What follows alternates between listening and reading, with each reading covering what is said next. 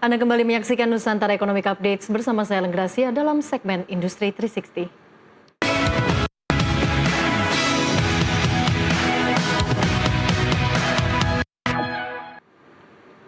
Pemirsa, belanja industri kesehatan Indonesia dalam 10 tahun terakhir tumbuh stabil mencapai 9 hingga 10% per tahun. Namun pertumbuhan tersebut belum sepenuhnya berkontribusi terhadap produk domestik bruto sektor kesehatan.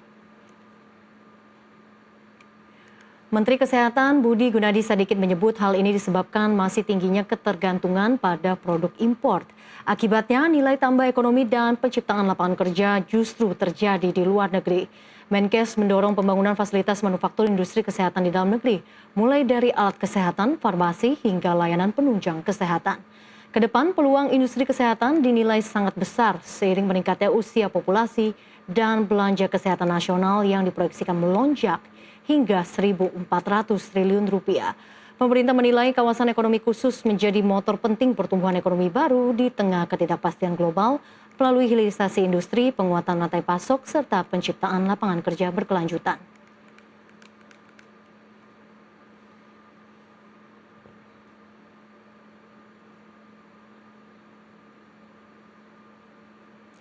Belanja kesehatan nasional terus tumbuh, namun nilai tambah ekonominya masih banyak dinikmati di luar negeri. Pemerintah mendorong industri kesehatan dalam negeri termasuk lewat kawasan ekonomi khusus agar investasi dan lapangan kerja tercipta di dalam negeri. Lalu bagaimana peluang dan tantangannya di tahun 2026 ini kita akan bahas bersama dengan Kresti Janto Panji, Direktur Utama PT Medela Potensia Tbk. Pak Kres, selamat siang. Selamat siang Ellen, apa kabar? Baik, terima kasih sudah bergabung bersama kami di Nusantara Economic Updates. Pak Kres, kalau kita flashback sedikit di tahun 2025 ini kan memang terjadi banyak dinamika ya, mulai dari pelemahan nilai tukar rupiah, kemudian juga perubahan landscape industri kesehatan dari segi layanannya. Anda menilai sepanjang tahun 2025 itu seperti apa untuk industri kesehatan? Industri kesehatan di tahun 2025 saya ngelihat sangat interesting. Karena apa memang dengan pemerintahan baru ini memang salah satu fokusnya adalah bagaimana meningkatkan kesehatan untuk di Indonesia ini. Nomor satu yang memang yang sudah dilaksanakan oleh Kementerian Kesehatan adalah bagaimana untuk bisa memberikan peralatan kesehatan ke seluruh rumah sakit daerah. Ya, itu cukup banyak termasuk cath lab dan lain-lainnya. Yang kedua memang ada terobosan baru bagaimana untuk meningkatkan jumlah dokter. Karena kalau kita lihat di Indonesia, ya kita jangan bercermin di Jakarta aja ya. Kalau di Jakarta ini kalau saya lihat dokter banyak sekali. Tapi kalau kita sudah pergi ke daerah, jumlah dokter tuh nggak banyak. Apalagi dokter spesialisasi. Ya kan? Jadi disinilah memang perlu sekali adanya pemerataan dokter ya kan dan juga pemain kesehatan di daerah supaya pemerataan ini bisa terjadi lebih baik lagi, jadi otomatis tidak hanya terfokus kepada kota-kota besar. Oke. Dari pelajaran terpenting di tahun 2025 tadi Pak Kres juga menyebutkan bahwa Indonesia masih perlu pemerataan akses layanan kesehatan, kemudian juga tenaga kesehatan dan juga dari sisi fasilitas. Capaian apa di tahun 2025 yang mungkin bisa jadi bekal penting di tahun 2026 ini? Oke, yang menarik 2025 ini ya kita lihat bahwa memang sudah terjadi peningkatan istilahnya health untuk di Indonesia. Nah, kita lihat kalau kita lihat data dari internasional, memang konsumsi obat dan kesehatan itu di Indonesia itu masih termasuk cukup rendah.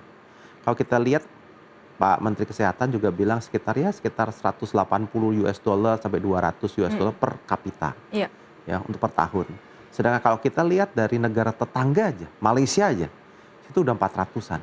Artinya kita ketinggalan jauh gitu ya? Ketinggalan jauh ya kan? Iya Pak.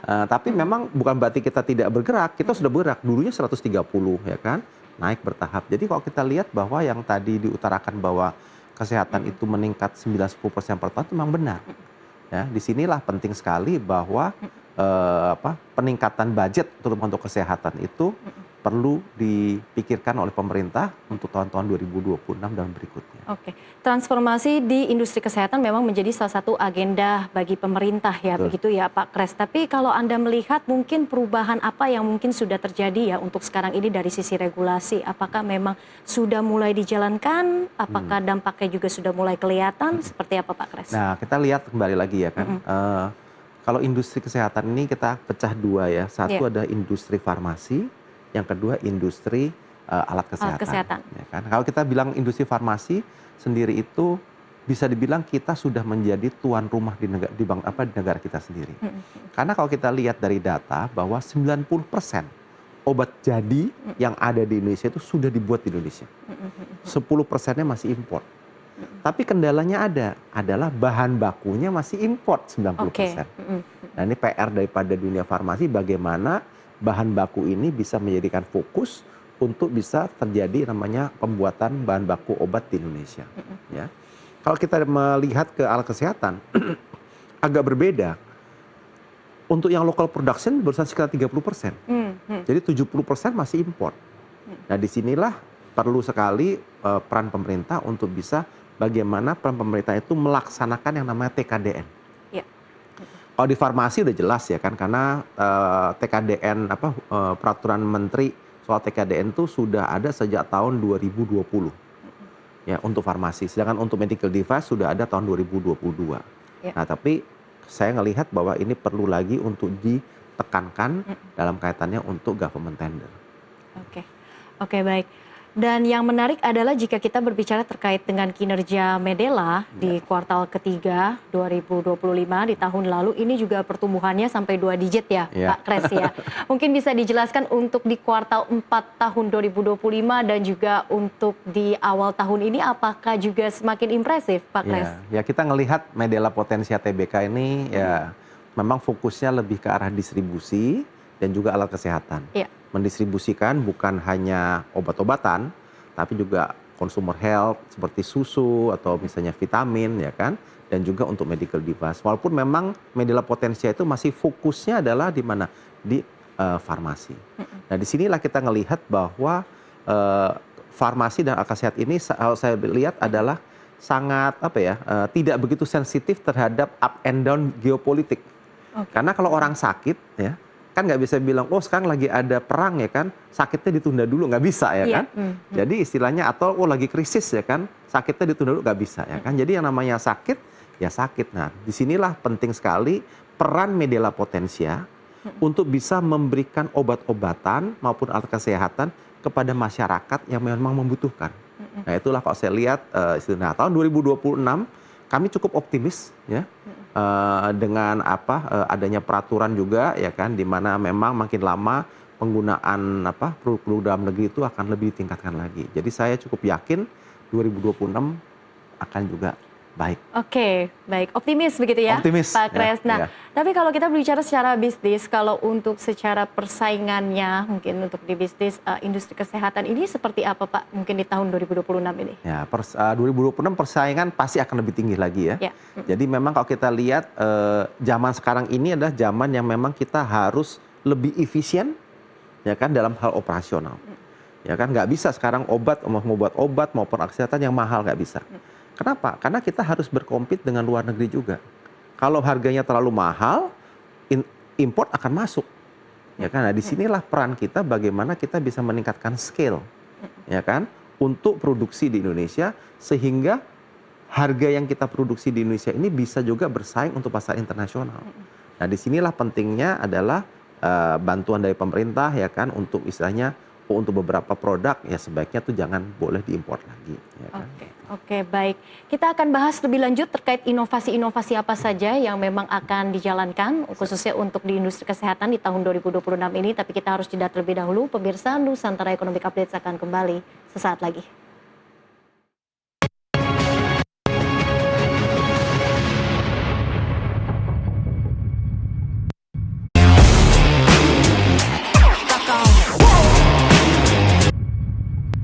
Pemirsa, dialog bersama Kres Tijanto Panji, Direktur Utama PT Medela Potensia Tbk, kita lanjutkan kembali. Pak Kres, ini kan kita sudah resmi memasuki tahun 2026. Menurut Anda secara outlook, ini prospek-prospek apa saja atau peluang apa saja yang menarik di industri kesehatan, mungkin khususnya untuk di pasar domestik dan juga untuk di pasar ekspor luar negeri? Nah, kalau kita lihat 2026 ini saya ngelihat cukup optimis ya. Kenapa? Karena yang saya dengar juga pemerintah ada rencana yang saya dengar akan menaikkan iurannya daripada BPJS. Ya kan? Jadi sinilah artinya apa?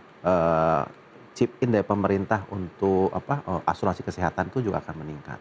Dan kedua, istilahnya juga dengan adanya makin banyaknya rumah sakit ya. Iya. Sekarang kalau kita lihat kan banyak sekali rumah sakit baru ya, entah itu yang lama direnovasi ataupun pembangunan baru. Jadi akibatnya apa? Akses daripada orang yang tadinya sakit itu akan jauh lebih baik. Nah dengan begitu, otomatis bagi kami pun yang bermain di dunia kesehatan, bagaimana kita mendistribusikan obat-obatan, alat kesehatan dan lainnya, pasti juga akan meningkat. Ya. Jadi kalau kita ngelihat dari historical, selalu pertumbuhan industri kesehatan itu selalu di atas daripada pertumbuhan GDP. Iya. Ya, saya sih kalau ngelihat ballpark figure aja ya kan, kalau misalnya pertumbuhannya GDP itu misalnya X gitu ya, nah kesehatan itu bisa 1,5X. Jadi ya saya optimis untuk tahun 2026 ini akan bisa lebih baik lagi. Oke, lebih dari 1,5X gitu? Yes. Nah, dalam strategi memperluas untuk pasar di luar negeri, sebenarnya bagaimana kontribusi ekspor di Medela di tahun 2025 terhadap ekspor? Ya, yang menarik banget ya, 2025 ya kita berhasil melakukan ekspor juga untuk medical device kami.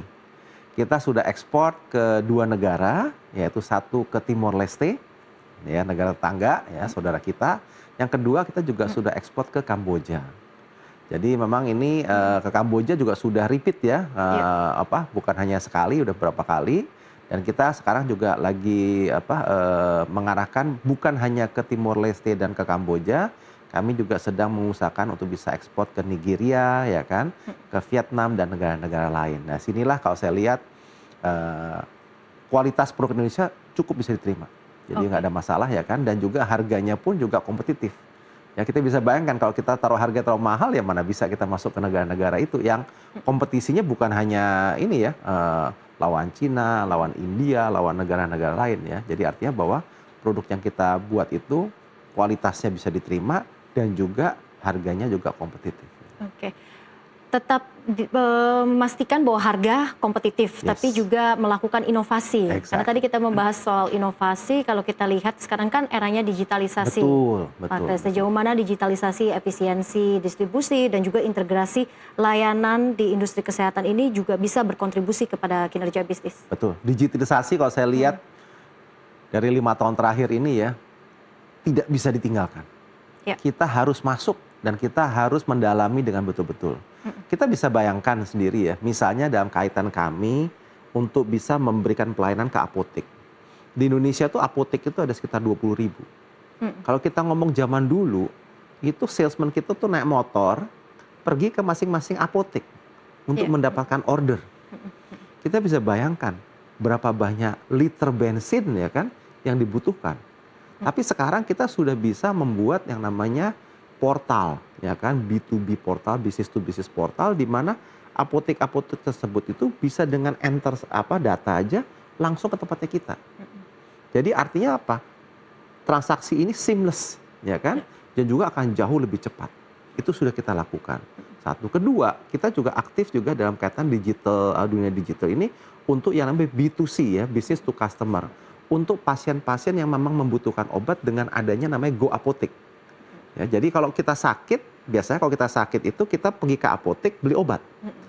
Dan zaman-zaman sekarang ini, terutama zaman COVID ya, orang mau ke apotek susah ya kan.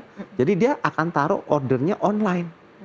Nanti BIC-nya akan dikirim langsung dari apotek. Nah kita itu menjadi agregator dengan apotek-apotek itu ya kan, dan kita pastikan bahwa produk yang kita layani ini pasti adalah produk yang asli. Oke.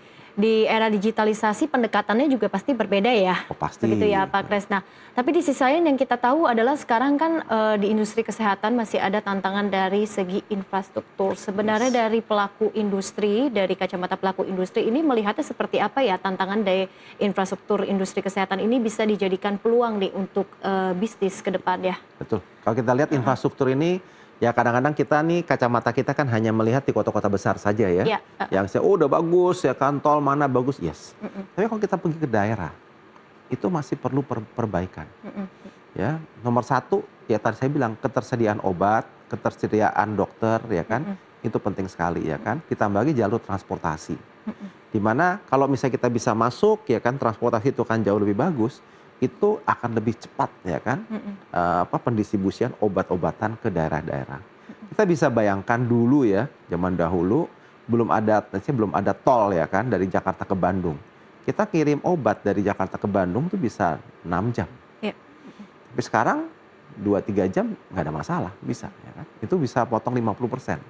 Ya, jadi artinya bahwa infrastruktur di Indonesia ini memang harus dibangun tujuan untuk bisa mendistribusikan obat-obatan alat kesehatan jauh ke pelosok-pelosok.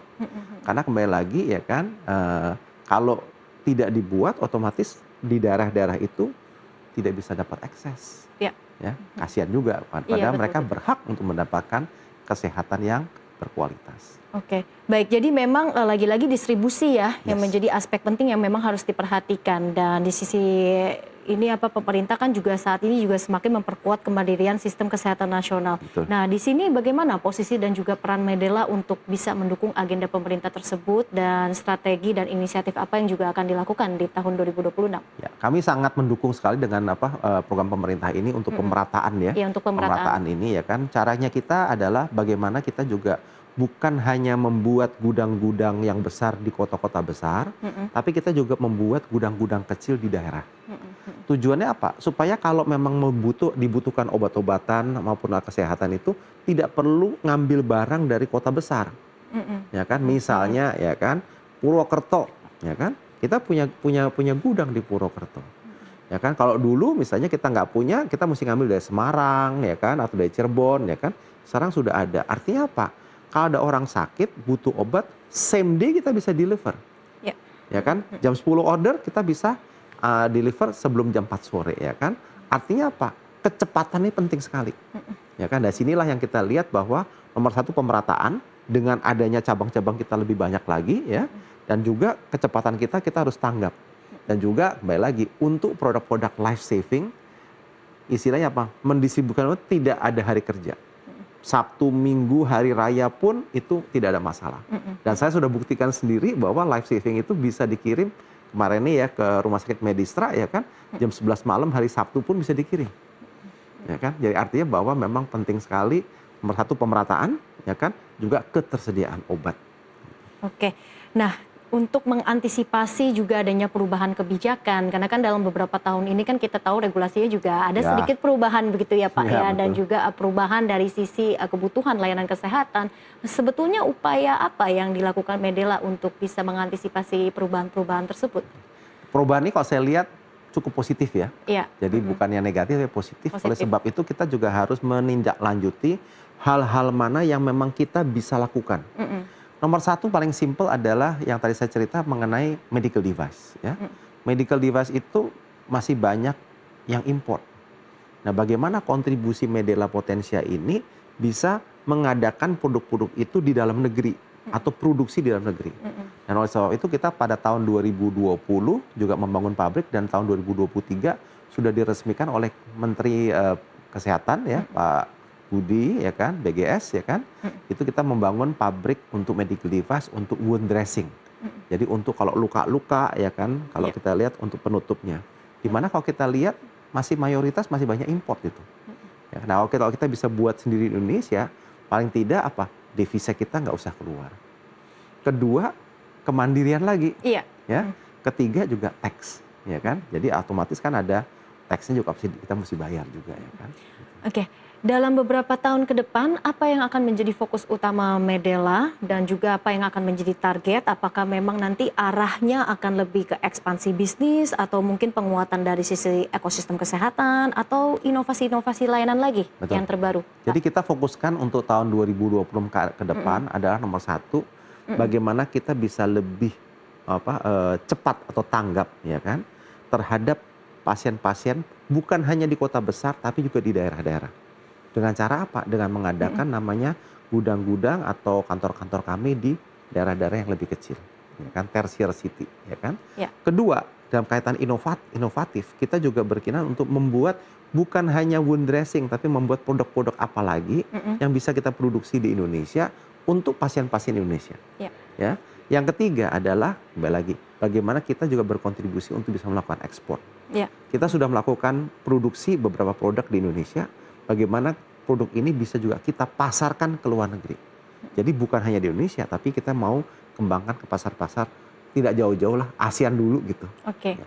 Oke, baik. Terima kasih Pak Kres sudah berbagi pandangannya terkait dengan transformasi dan juga outlook-nya untuk industri kesehatan di tahun 2026 dan seterusnya. Terima kasih sekali lagi Pak Kres Tijanto Panji, Direktur Utama PT Medela Potensia Tbk, atas waktunya di Nusantara Economic Updates pada siang ini. Sehat dan sukses selalu Pak Kres. Terima kasih. Ya. Pemirsa, Nusantara Economic Updates akan kembali dengan informasi menarik lainnya. Tetaplah bersama kami. Terima kasih.